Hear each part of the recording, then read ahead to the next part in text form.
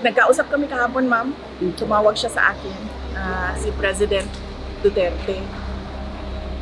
At sinabi niya sa akin na diretsuhin ko na daw yung mga tao na bumoto straight ng PDP laban. Huwag na daw magpaligoy-ligoy pa.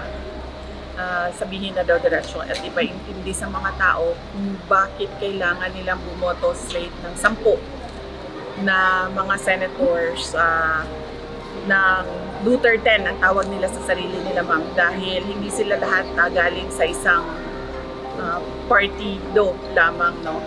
6 yung galing sa partido nila President Duterte at 4 yung guest candidates. So nagkausap kami habang nasa ferry ako mula Toledo, Cebu, papunta dito sa San Carlos City, sa Negros Occidental. Medyo matagal yung pag-uusap namin, ma'am. Yun ang sinabi niya sa akin. So, yes. Ibig sabihin, VP, sama-kasama campaign sorties na lang. Yes, ma'am.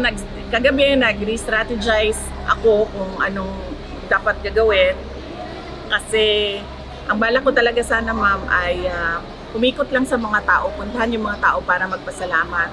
Kahapon, sinabihan na niya ako na huwag ka na magpaligoy-ligoy. Diretsuhin mo yung mga tao na 10 na Duterte na candidates ang iboto. At ipaintindi sa mga tao na kailangan iboto straight yung 10 kandidato.